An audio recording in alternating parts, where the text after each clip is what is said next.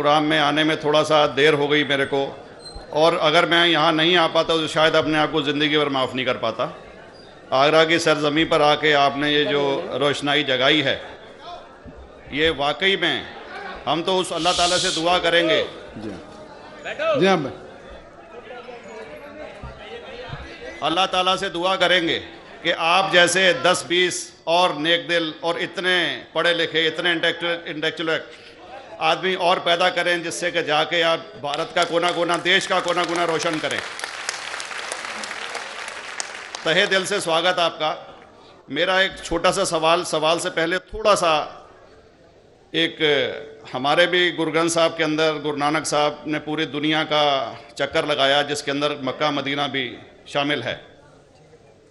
और जैसा कि एक सवाल इससे पहले हो चुका है कि गैर मुस्लिम जो है मक्का मदीना में अलाउड नहीं, या वहाँ का कैंटोनमेंट जो है अलाउ परमिशन नहीं देता।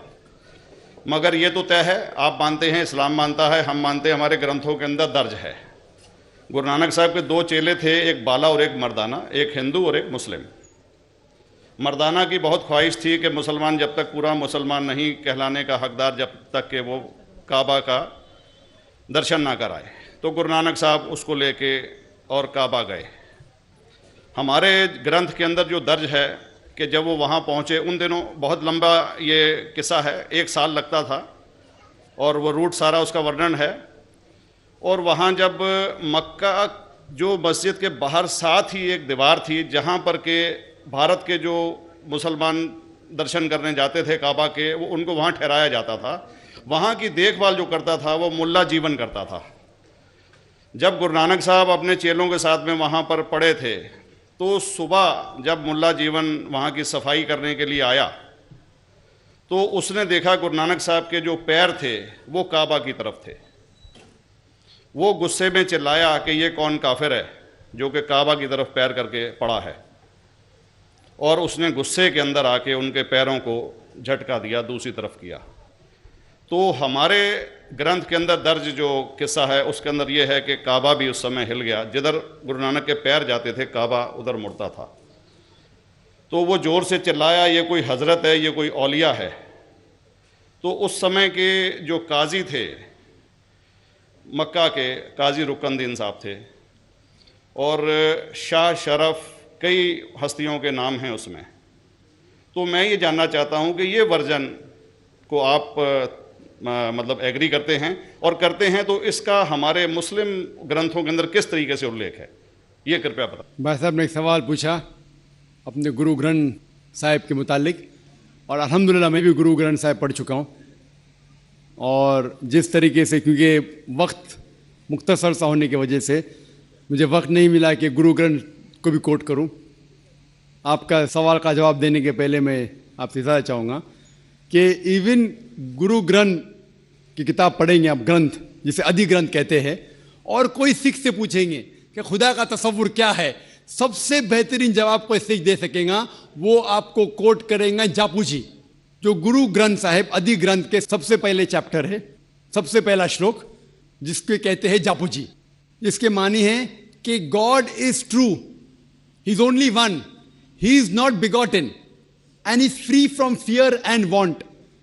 क्योंकि मैंने अंग्रेजी में पढ़ा हूं, इसलिए मैं अंग्रेजी में उसे कह रहा हूं कि खुदा एक ही है, वो हक है, और वो ना किसी को जना है ना किसी को जनेगा, और वो इमॉर्टल है, ना कभी मर सकता है। और इसको सिखिज्म में जो खुदा को कहते हैं Omkara, in manifest form he is Omkara, and unmanifest form he is एक ओमकारा। और कई इसके एट्रीब्यूट्स है, मिसाल के तौर पे परवरदिगार, अकल, और उसे रहीम कहा गया है, Wahe Guru as one God कहा गया है, और it is strictly against idol worship and अवतारवादा। भाई साहब का सवाल था कि उनने ग्रंथ में पढ़ा कि गुरु नानक साहब मक्का के, और उनका पैर काबा की तरफ था, और कोई मौलवी ने पैर को हिलाए और काबा हिल गया।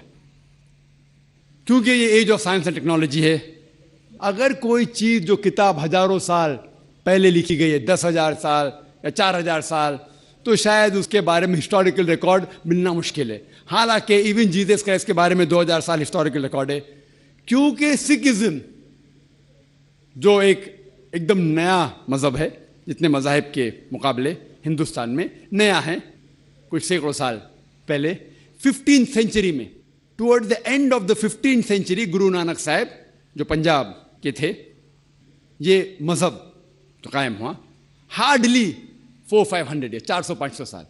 और अगर ये मान लो, सपोज मिसाल के तौर पे मान लो, मैं क्यों कह रहा हूं कि मैं नहीं चाहता हूं किसी को बुरा लगे, मान लो ये सच है, मान लो अगर 400-500 साल पहले अगर ये होता था कि काबा इधर से उधर हिल जाता था, तो हिस्टोरिकल रिकॉर्ड में बिल्कुल लिखा होता था। और कई हिस्टोरिकल रिकॉर्ड में ये नहीं कि काबा हिला इधर उधर, कई हिस्टोरिकल रिकॉर्ड आप देखेंगे। हिस्ट्री इतनी अल्हम्दुलिल्लाह 800-900 साल पहले, 1000 साल पहले जो मुगल ने किए, बिल्कुल लिखा हुआ हिस्टोरिकल रिकॉर्ड में। तो ये कहना कि गुरु नानक साहब वहां गए और काबा हिल गया, ये बिल्कुल साइंस के खिलाफ है, क्योंकि साइंस में कोई भी रिकॉर्ड नहीं है, वहां के देश के रिकॉर्ड में कहीं भी नहीं कि काबा हिला। तो इसलिए हम कहते हैं कि हो सकता है ये गलती से किसने लिखा होगा, न कई किस्से कहानी। ये मैं तस्लीम करता हूं कि गुरु ग्रंथ साहिब में कई चीजें सही है, हक की बात है, लेकिन ये तस्लीम करना कि काबा हिल गया, ये बिल्कुल साइंस के भी खिलाफ है, साइंस के खिलाफ है। और इस्लाम में भी ये नहीं है। लेकिन ये कहना कि कोई गैर मुस्लिम जा सकता है, मुमकिन है, चुपके से कोई गया तो हो सकता है,